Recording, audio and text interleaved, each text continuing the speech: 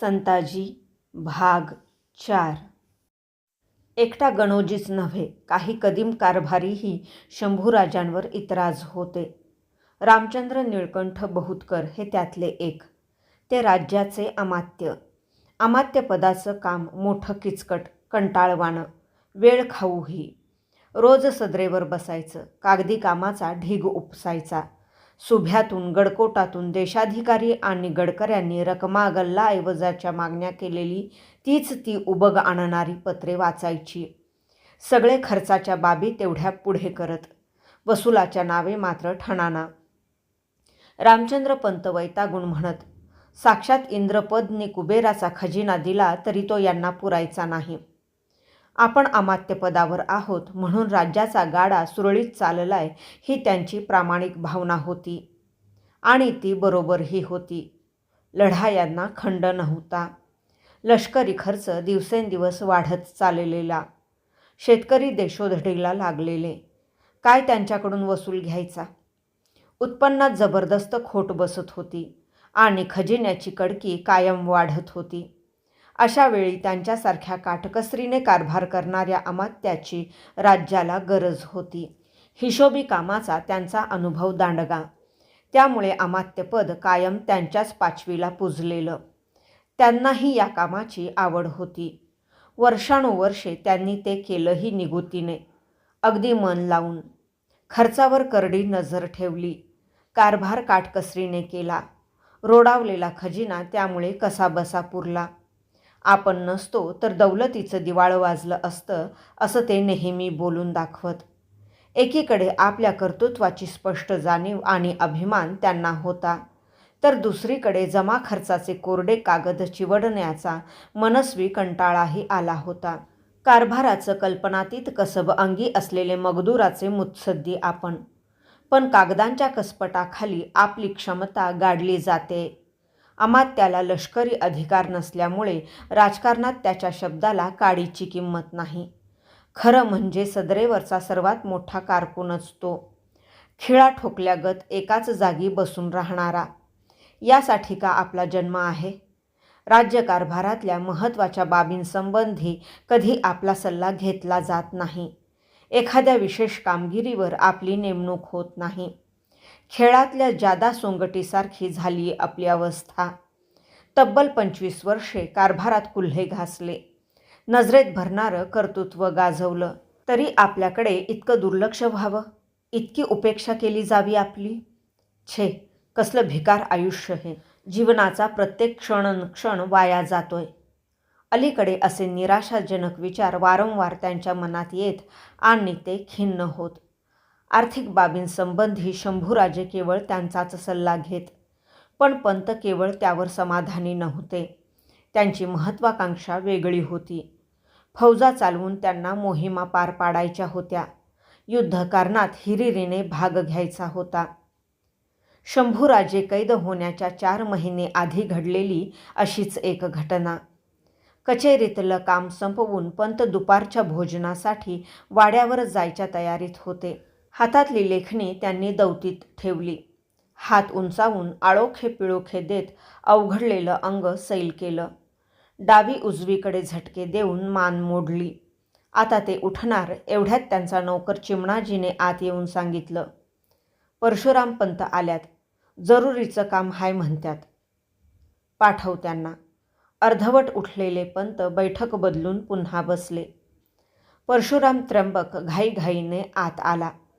30च्या वयातला तडफदार तरुण होता तो. मध्यम उंचीचा, सडपातळ अंगलटीचा. त्याचा चेहरा उभट होता. गालाची हाडे वर आलेली, ओठांवर बारीक मिशा राखलेल्या. त्याच्या शुभ्र गोऱ्या रंगाला साजेसे त्याचे घारे डोळे होते. पाहता क्षणी हा माणूस धूर्त बेरकी आहे हे लगेच कळायचं. माफ करा हं अमात्यस्वामी, ही तुमची वाड्यावर जायची वेळ. मी येणार नव्हतोच, पण आता आलास तर सांग, काय एवढं तातडीचं काम काढलंस ते? आजूबाजूला पाहत खाजगी स्वरात परशुराम कुजबुजला. आपण वाड्यावरच बोललेलं बरं. बाब गुप्तनी महत्त्वाची आहे हे पंतांनी ओळखलं. त्याला लगेच यायला सांगून ते कचेरीतून निघाले. बाहेर पालखी थांबली होती. डाव्या हातात तिचा लोंबता गोंडा धरून ते पालखीत बसताच भोयांनी ती उचलली. मागच्या उशीला पाठ टेकवून आरामात बसत दूरवरचा परिसर ते न्याहाळू लागले. दुपारचं रखरखीत ऊन पसरलेलं, हवा तापलेली. नवरात्र सरून दिवाळी तोंडावर आली तरी आकाश ढगांनी झाकोळलेलं. होळीचा माळ, ब्राह्मण आळी, बाजारपेठ, जगदीश्वर मंदिर यावर शिराळाच्या सावल्या सांडलेल्या. संध्याकाळपर्यंत माथ्यावरचे पांढुरके फाटके ढग सांधून काळेकुट्ट होतील. त्यांच्या उदरात विजांचे लखलखते लोळ कडाडतील आणि पाऊस पडेल याचा पंतांनी अंदाज बांधला. पालखी वाड्यापुढे थांबली. पाय उतार होऊन पंत वाड्याचा भला मोठा लाकडी दरवाजा पार करून आतल्या आवारात आले. प्रधानांचे वाडे भव्य चारखणी, चौसोपी, दिसायला एकसारखे.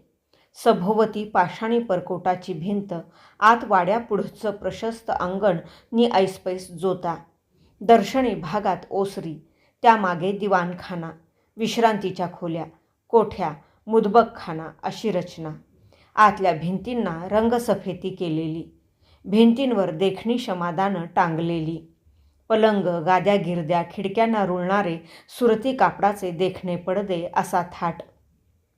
न्हाणीघरात काशाचं पसरट घंगाळं पाण्याने भरून ठेवलं होतं. त्यातून तांब्याभर पाणी घेऊन पंतांनी तोंड हातपाय धुतले. मग पत्नी जानकीबाईने पुढे केलेल्या धूतवस्त्राने तोंड पुसत ते ओसरीवर आले. आज उशीर केलात यायला, केव्हापासून वाट पाहते मी, जानकीबाई म्हणाल्या. पंतांनी त्यांच्याकडे पाहून हसल्यासारखं केलं नि ते पुढे निघाले. पान वाढलंय, जेवा नि मग वेळ लागेल आम्हाला, तुम्ही घ्या जेवून. पंत तसेच खलबतखान्यात येऊन परशुरामाची वाट पाहू लागले. तो येताच त्यांनी विचारलं, बोल, असं काय महत्त्वाचं सांगणार होतास तू? परशुरामाने अंगरख्याच्या खिशातून एक रेशमी थैली काढून ती त्यांच्या हाती दिली. कुणाचं पत्र? प्रल्हाद पंतांचं. ते घेऊन पन्हाळ्याहून त्यांचा माणूस आलाय. पंतांनी थैली लगेच गिरदीखाली सारली. माणूस गेला की थांबलाय अजून? प्रल्हाद पंतांनी जबाब टाकोटाक मागितलाय, त्यासाठी थांबलाय तो. त्याला लगेच परत पाठव. जशी आज्ञा. परशुराम गेल्यावर थैलीतलं पत्र काढून पंतांनी वाचलं. त्यातलं हस्ताक्षर खुद्द प्रल्हाद पंतांचं आहे हे त्यांनी ओळखलं. त्यात लिहिलं होतं, राजश्री रामचंद्र पंत निळकंठ अमात्य गोसावी यांसी, अखंड लक्ष्मी अलंकृत राजमान्य सेवक प्रल्हाद निराजी न्यायाधीश नमस्कार. येथील वर्तमानतरी राजश्री स्वामींनी पन्हाळ यास आमची रवानगी केली. अजी 4 मास झाले. चित्तास स्वस्थता नाही. काय निमित्त की कवी कलश व राजश्री गणोजी शिर्के याचे संबंधात कुसर पडला. तो दिवसेंदिवस वाढत चालला. उभयतांची समजाविषयी करायचा यत्न सायास बहुत प्रकारे केला. तथापि आमचे प्रयत्नास यश नाही. कलशांच्या बाबे करून कैकांच्या मनात इतराजी व गणोजी शिर्के यांची विशेषच घसट तांब्रांशी होत चालली. अधिक उणे जाहलियास आमच्यावर बोल येईल, म्हणून हे वर्तमान आपणापासी विदित करत आहे. याचा निर्वाह कैसा करावयाचा तो करणे. वरकड वर्तमान तरी या प्रांते गनिमाचा पैस वाढत चालला. पुढचा मजकूर वाचण्यात रामचंद्र पंतांना स्वारस्य नव्हतं. प्रल्हाद पंतांची त्यांना चीड आली. एवढा मुत्सद्दी माणूस हा, पण अक्कल खुंटीला टांगल्यासारखा वागतो. अशा गोष्टी का कुठे लेखीटाकी कळवायच्या असतात. याचा निर्वाह कैसा करायचा तो करणे, म्हणून हा आम्हाला लिहितो. आम्ही काय करणार? पन्हाळ्यावर घडतंय ते नेहमीपेक्षा वेगळं आहे हे पंतांच्या लक्षात आलं. स्वराज्यातल्या या महत्त्वाच्या किल्ल्याचा नीट बंदोबस्त व्हावा, तिथे कुण्या जाणत्या माणसाची नजर राहावी, म्हणून शंभूराजांनी प्रल्हाद निराजींना मुद्दाम तिकडे पाठवलं होतं. शत्रू सैन्याचा भारी जमाव त्या प्रांतात होत होता. अशा वेळी कलश आणि गणोजी यांच्यातली बेकी राज्याला घातक ठरणारी होती. आधीच तिकडच्या वतनदारात बेदिली माजलेली. प्रल्हाद निराजी ज्येष्ठ, जाणते, न्यायाधीश म्हणून अनेक वर्षे काम केलेले. वतनांविषयीची जुनी फरमानं, महजर याची त्यांना चांगली माहिती होती.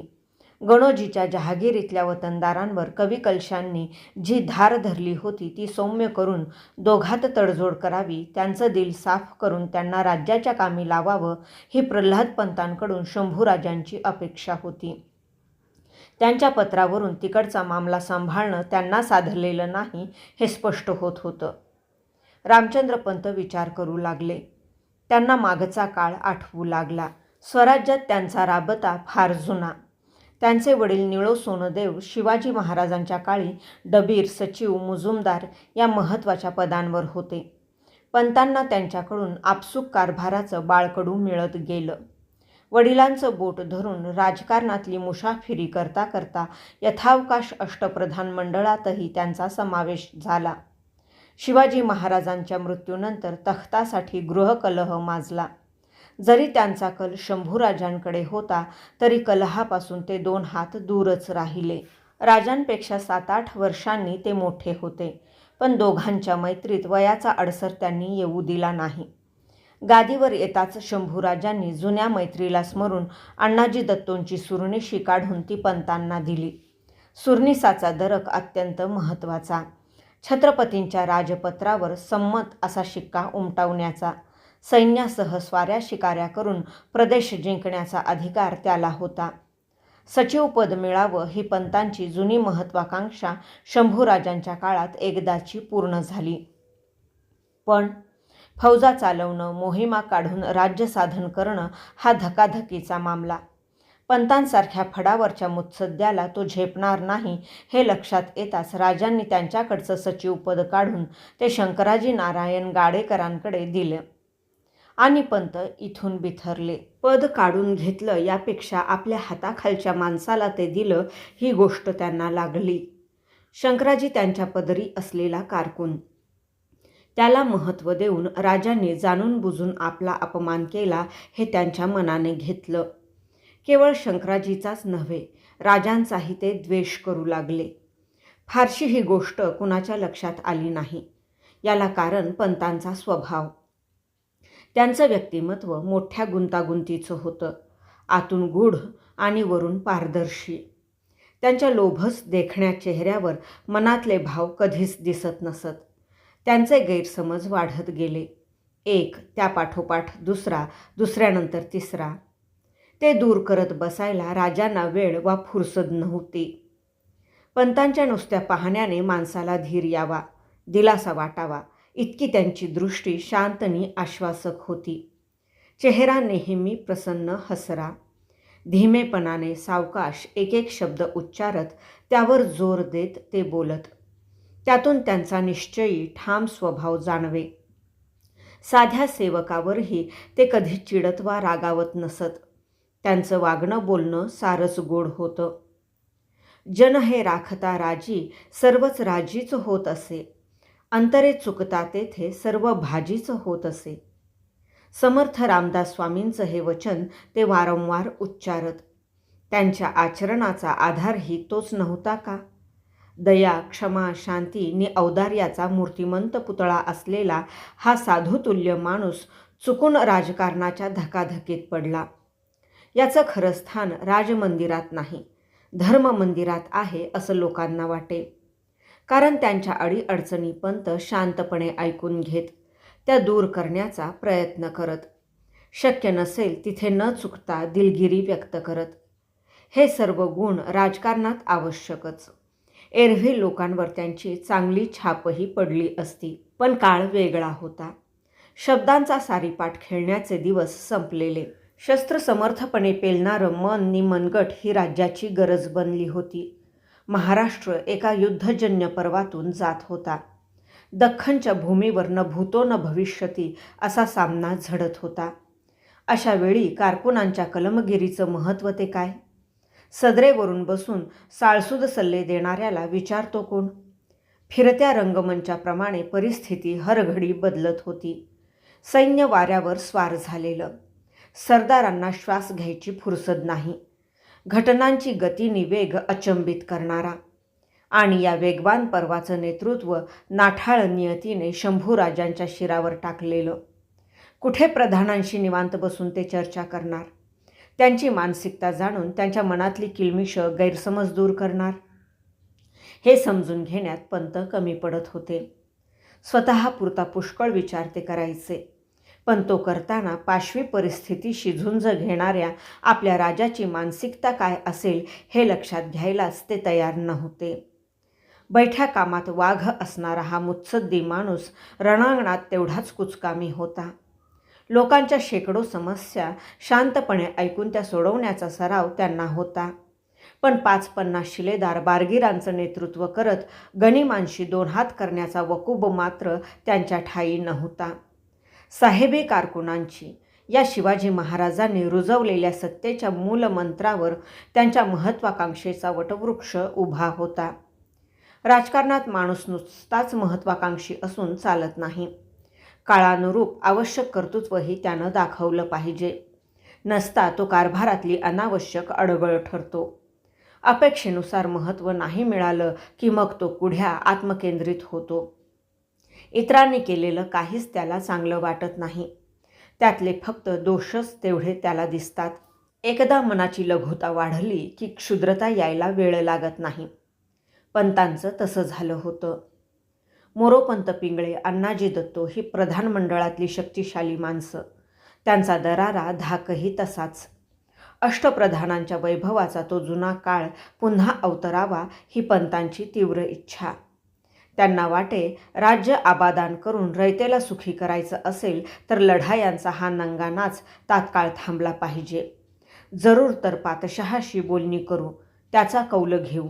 त्याला तरी दुसरं काय हवंय? मनासारखा तह झाला की तो जाईल दिल्लीला निघून. सह्याद्रीच्या डोंगरदऱ्यात तो थोडाच कायमचा मुक्काम ठोकून राहायला आलाय. मराठ्यांचं राज्य गिळणं कठीण हे एव्हाना त्यालाही कळलं असेलच. शेवटी राज्याचा प्रपंच तरी कुणासाठी करायचा? रयतेसाठी, तिच्या सुखासमाधानासाठीच ना. तीच जर परचक्रात पिळून निघत असेल तर राज्य या संकल्पनेला अर्थ काय राहिला? पण या महाराष्ट्राची सारी तऱ्हाच निराळी. परागंदा व्हायची पाळी आली तरी प्रजा राजाला साथ देते. अनंत हाल अपेष्टा सोसूनही सैन्य गनिमाला ठेचगा देण्याची भाषा बोलतं आणि दोघे मिळून तारस्वरात आपल्या युद्धखोर राजाचा जय जयकार करतात. काय म्हणावं तरी काय यांना? दुःखात सुख शोधण्याची मराठी माणसाची ही मानसिकता अजब म्हटली पाहिजे. आपले हे विचार पंत कुणापुढे बोलून दाखवत नसले तरी आजच्या अराजकाला शंभूराजांचा हेकेकोर स्वभाव कारण आहे हे त्यांचं ठाम मत होतं. संभाजी असेपर्यंत राज्यात सुख शांती काही नाही. त्याला दूर करून अदबखान्यात अडकलेल्या राजारामाला गादीवर आणलं तरच लोकांना बरे दिवस येतील. प्रधानांची प्रतिष्ठा राखली जाईल. मग आम्ही आमच्या कुशाग्र बुद्धीने तो जुना सुवर्णकाळ पुन्हा निर्माण करू. हवंसं वाटणारं हे स्वप्न ते पुन्हा पुन्हा पाहत. पण सध्या तरी ते पूर्ण होण्याची सुतराम शक्यता नव्हती. एक दीर्घ सुस्कारा टाकून ते उठले आणि कागद लेखणी घेऊन स्वतःच प्रल्हाद पंतांना पत्र लिहायला बसले. भाग 4 समाप्त.